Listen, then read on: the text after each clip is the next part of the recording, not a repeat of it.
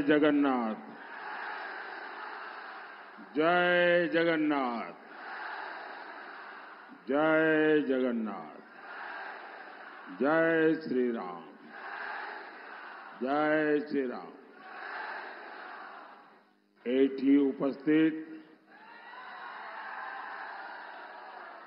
समस्त मान्यगण व्यक्तिन को मोर नमस्कार। देवी मां चामुंडा, चंडी मंदिर, डमडमणी पीठ, मां भट्टारिका, प्रभु नीव माधव की इस पवित्र धरती पर आप जनता जनार्दन के दर्शन करके मेरा जीवन धन्य हो गया।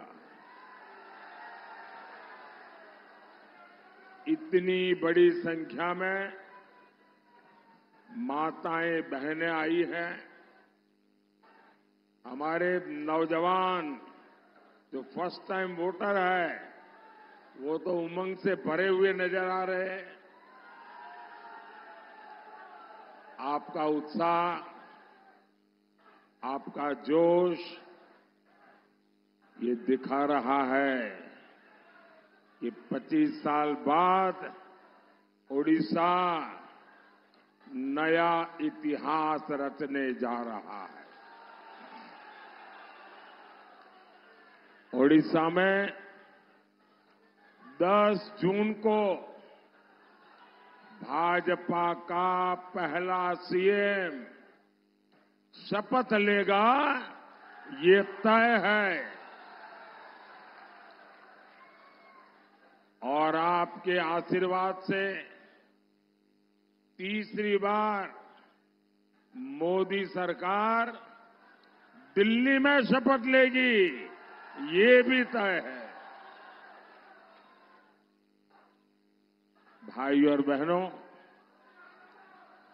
कटक देश के सबसे पुराने शहरों में से एक है। यहां इतिहास भी है, विरासत भी है। यहां नेताजी सुभाष चंद्र बोस, उत्कल गौरव, मधुसूदन दास, उत्कल मणि, गोपबंधु दास, उत्कल केसरी, हरे कृष्ण महताब, ऐसे अनगिनत महानुभावों की प्रेरणा है। ये आधुनिक शिक्षा की नगरी है। ये विकसित भारत का सामर्थ्य बढ़ाने वाली धरती है। साथियों, जिस कटक का, जिस ओडिशा का इतना बड़ा महत्व है, उसे क्या कोई ऐसा व्यक्ति संभाल सकता है जिसको ओडिशा की संस्कृति की समझ न हो, जिसको यहां की मिट्टी की संवेदना की समझ न हो। बीजेडी को आपने इस शताब्दी के 24-25 साल देकर देखे हैं और आपने देखा है परिणाम क्या निकला।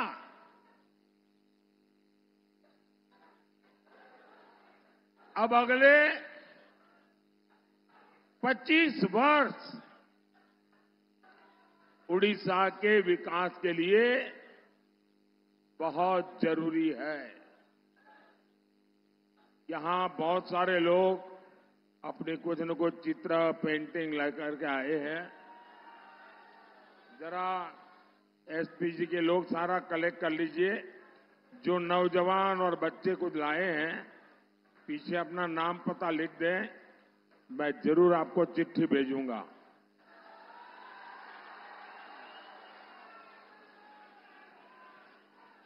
ये सुभाष बाबू बन के आया है नौजवान।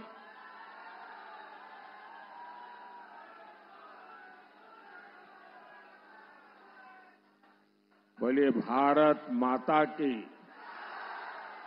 भारत माता की। जिसको जो देना है अभी दे दो, बाद में मुझे कोई रह जाए ऐसा न हो।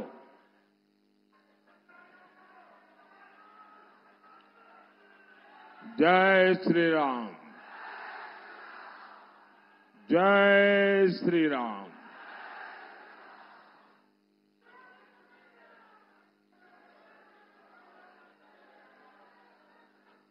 साथियों, ओडिशा को अब बीजेडी की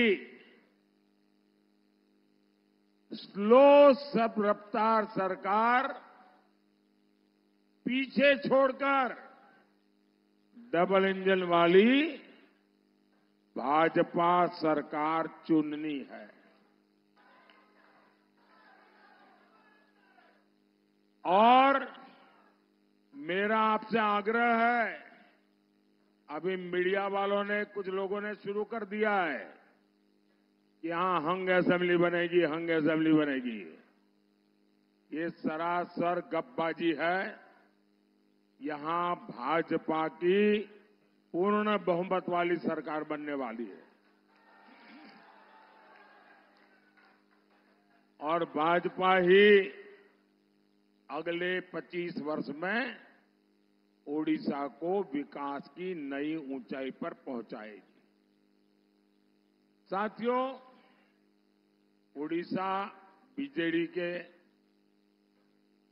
भ्रष्टाचारी रैकेट से यहां के लोग तंग आ गया है। जो बीजेडी चिट फंड जैसे फर्जीवाड़े से गरीब लोगों को धोखा देती है, वो बीजेडी ने उड़ीसा को क्या दिया?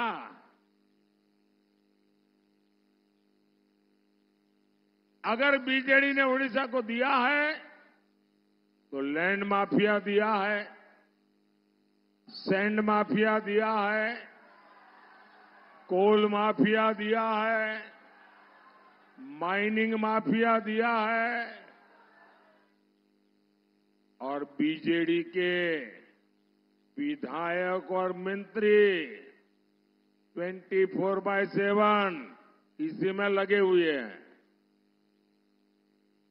अब ऐसे में यहां इंफ्रास्ट्रक्चर का विकास संभव है क्या? संभव है क्या? यहां इन्वेस्टमेंट आ सकता है क्या? यहां रोजगार बन सकता है क्या? मैं तो हैरान हूं। मेरे यहां गुजरात में शायद उड़ीसा का कोई ऐसा ब्लॉक नहीं होगा वहां के लोग गुजरात में आकर के रोजी रोटी न कमाते हो। जो प्रदेश इतना समृद्ध है, उस प्रदेश को ऐसे बर्बाद करने वाले लोगों को ये चुनाव तो सजा करने के लिए चुनाव है। उन लोगों को, भाई और बहनों, बीजेडी सरकार कैसे काम करती है, इसका कच्चा चिट्ठा अब जनता के सामने आ रहा है। जब से मोदी सरकार बनी है, तब से ओडिशा के विकास के लिए मैंने रिकॉर्ड पैसा दिल्ली से भेजा है।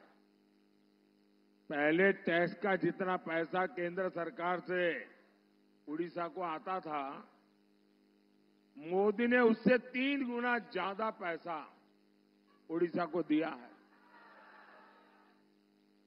कांग्रेस की सरकार के दौरान जब पुरानी खनन नीति थी, तब उड़ीसा को करीब 5,000 करोड़ रुपए मिलते थे। मोदी ने नई खनन नीति बनाई। आज ओडिशा को खनन से ही लगभग 50,000 करोड़ रुपए की आय हो रही है। अब आप सोचिए, कांग्रेस के जमाने में 5,000 करोड़, मोदी के जमाने में 50,000 करोड़ रुपया यहां मिलता है। इसके अतिरिक्त डिस्ट्रिक्ट मिनरल फंड के तहत भी उड़ीसा को 26,000 करोड़ रुपए से अधिक मिल चुके हैं। यानी मोदी सरकार यहां पहले के मुकाबले कई गुना ज्यादा पैसे भेज रही है। लेकिन उड़ीसा में बीजेडी की भ्रष्ट सरकार इस पैसा का गोलमाल कर रही है। मैं उड़ीसा के करीब करीब हर जिले में जा चुका हूं। यहां सड़क, बिजली, पानी, स्कूल, कॉलेज, अस्पताल, हर चीज का अभाव है। तो ये पैसा किसकी जेब में गया? यहां कटक में ही देखिए, जल भराव का कितना बड़ा संकट हर साल रहता है। मैं यहां हाईवे के, रेलवे के इतने सारे प्रोजेक्ट भेजता हूं, लेकिन बीजेडी के नेताओं को जब तक कट कमीशन नहीं मिलता, तब तक वो हर प्रोजेक्ट को लटकाए रखते हैं।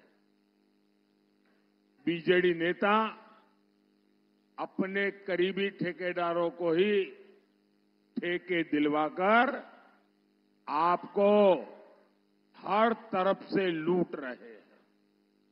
आप मुझे बताइए, उड़ीसा के साथ ये जो लूट चल रही है, ये लूट बंद होनी चाहिए क्या? ऐसा नहीं दोनों हाथ ऊपर करके पूरी ताकत से बताइए। ये लूट बंद होनी चाहिए, ये लूट बंद होनी चाहिए। ये लूट कौन बंद करेगा? ये लूट बंद कौन करेगा? ये लूट कौन करेगा? मोदी मोदी मत करो, ये आपका एक वोट है ना, वो ये लूट बंद करेगा। आपके वोट की ताकत है जो उड़ीसा का भाग्य बदल सकती है। भाइयों और बहनों, बीजेडी के इस भ्रष्टाचार का बहुत बड़ा नुकसान हमारे नौजवानों का ही हो रहा है। यहां से नौजवानों को पलायन करना पड़ता है। बीजेडी सरकार यहां निवेश के लिए उचित माहौल नहीं बना पाई। एक माफिया है,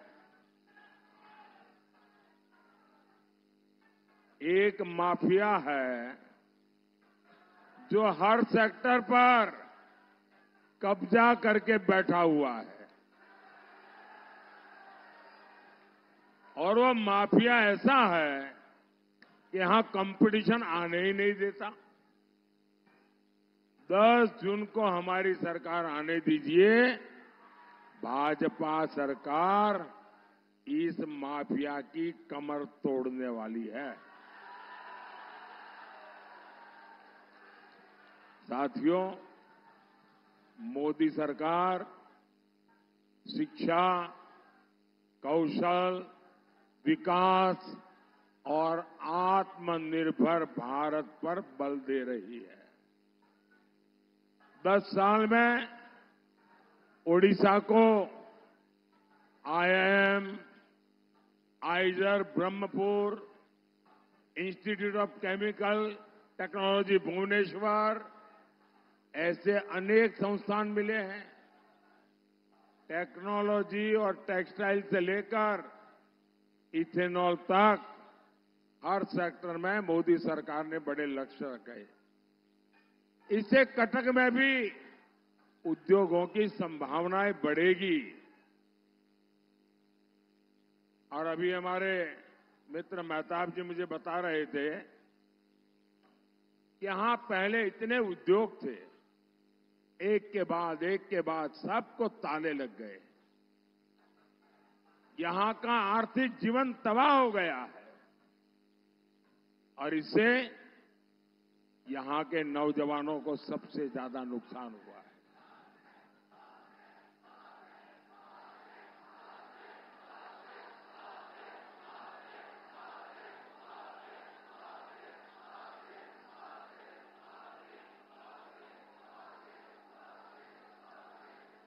और इसलिए साथियों, हमें यहां निवेश चाहिए, हमें उद्योग चाहिए, हमें पुराने उद्योगों का पुनर्जीवन चाहिए साथियों। और वो जब होगा, और मैं आपको दिलाता हूं विश्वास, ये भाजपा में ताकत है, वो कर सकती है।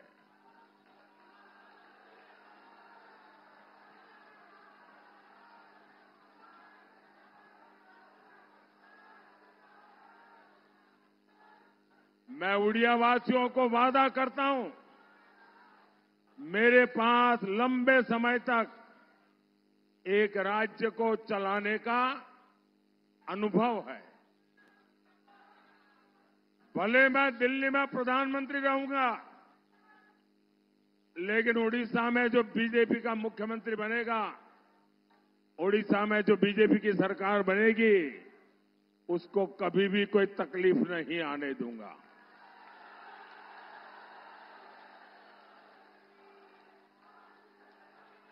साथियों, बीजेडी सरकार को कटक के लोगों की परेशानी से कोई सरोकार नहीं है।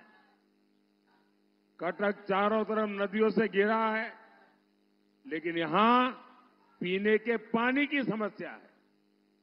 मोदी नल से जल देना चाहता है, लेकिन ये रोड़े अटकाते हैं।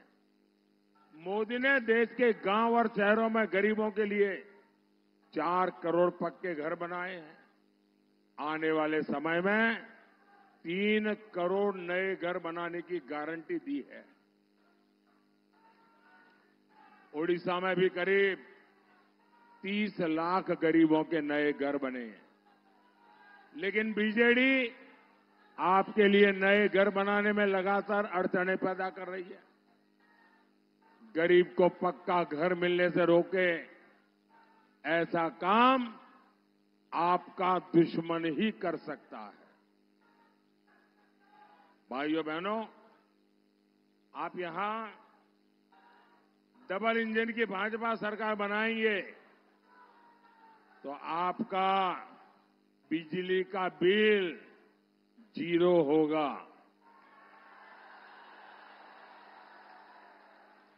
बिजली का बिल 0। इतना ही नहीं, आप बिजली बेचकर कमाई करेंगे।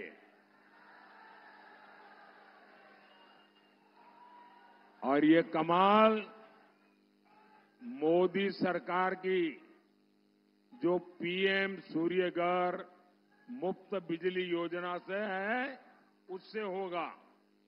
और उसकी रजिस्ट्री चल रही है। आप अभी भी रजिस्ट्री करवा सकते हैं ऑनलाइन जाकर के। घर की छत पर सोलर पैनल के लिए मोदी सरकार आपको 75,000 रुपये से ज्यादा देगी हर घर के ऊपर। और अतिरिक्त बिजली भाजपा सरकार यहां जो बनेगी, वो आपसे खरीदेगी। अब मुझे बताइए, आपको डबल मुनाफा हुआ कि नहीं हुआ? डबल फायदा हुआ कि नहीं हुआ? पैसे की बचत हुई कि नहीं हुई? वो पैसे आपके बच्चों के काम आएंगे कि नहीं आएंगे? साथियों, उड़ीसा भाजपा ने माताओं बहनों के लिए जो गारंटियां दी है, आज उनकी पूरे देश में चर्चा हो रही है। सुभद्रा योजना से माताओं बहनों को बहुत मदद मिलेगी। आप कल्पना कीजिए, 10 साल पहले तक माताओं बहनों के बैंक खाते तक नहीं थे।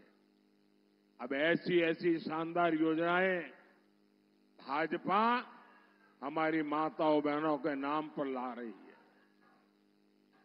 मोदी की एक और गारंटी, देश की 3 करोड़ बहनों को लखपति दीदी बनाने का मेरा संकल्प है।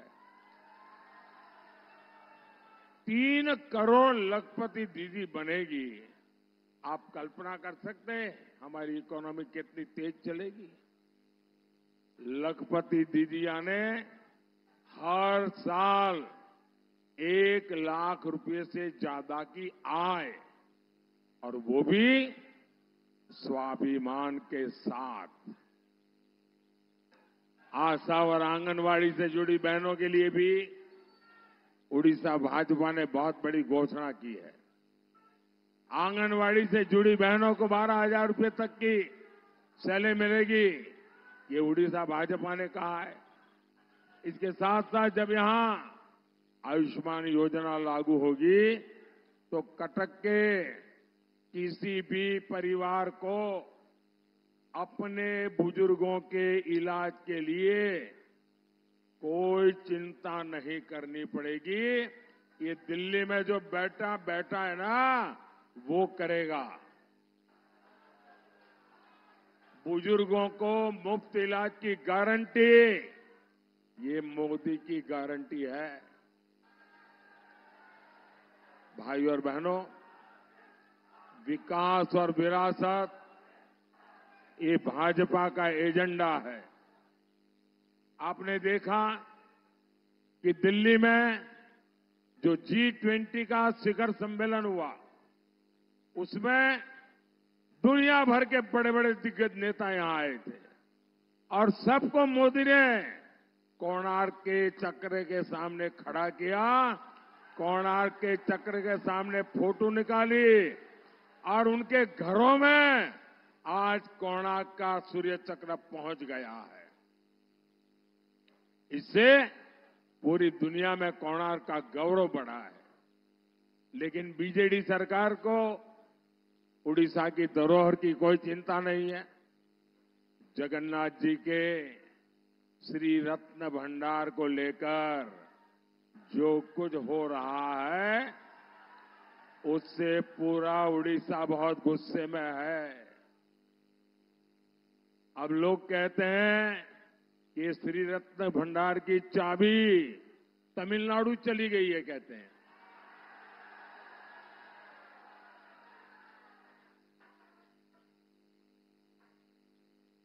अभी किसने भेजी है भाई तमिलनाडु? ये तमिलनाडु कौन ले गया है? कौन ले गया है? ऐसे लोगों को माफ करोगे क्या? जिस तरह श्री रत्न भंडार की चाबी खो गई और फिर जांच रिपोर्ट को दबा दिया गया, और इस मामले पर बहुत बड़े गंभीर सवाल उठते हैं। लेकिन मैं उड़ीसा के मेरे भाई बहनों को कहना चाहता हूं,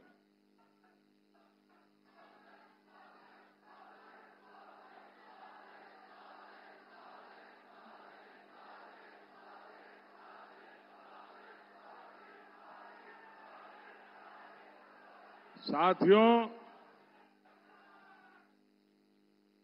ये मोदी है। मैं सोमनाथ की धरती से आया हूं, जगन्नाथ की धरती की पूजा कर रहा हूं, और मेरे लिए जितने भगवान सोमनाथ दादा के आशीर्वाद है, इतने ही महाप्रभु जगन्नाथ जी के आशीर्वाद है। मुझ पर सोमनाथ दादा का भी कर्ज है, मुझ पर महाप्रभु जगन्नाथ जी का भी कर्ज है, और इसलिए मैं उड़ीसा के एक एक नागरिक को गारंटी देता हूं, आप आश्वस्त रहिए, यहां भाजपा सरकार बनते ही ये चाबी का राज खोला जाएगा।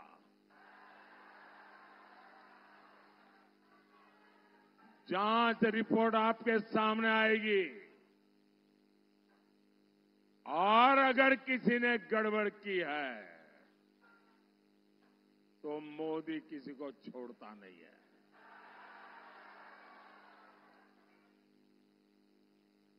भाइयों और बहनों, ये चुनाव उड़ीसा के विकास और उड़िया गौरव को बचाने के लिए है। इसलिए ये जितने भी हमारे साथी एमएलए का चुनाव लड़ रहे हैं, उन सबको चुन करके हमें उड़ीसा की सरकार, भाजपा की सरकार बनानी है। सारे एमएलए के उम्मीदवार आगे आ जाएं, एमएलए के उम्मीदवार आगे आ जाएं। ये चुनाव देश को एक मजबूत सरकार देने का भी है। इसलिए कटक से मेरे मित्र भर्तृहरि महताब जी को इस बार बहुत बड़ी लीड से दिल्ली भेजना है और इनको मिला हर वोट सीधा सीधा मोदी के खाते में आएगा। तो ज्यादा से ज्यादा मतदान कराएंगे, हर पोलिंग बूथ जीतेंगे। बोलिए भारत माता की, भारत माता की, भारत माता की। बहुत बहुत धन्यवाद।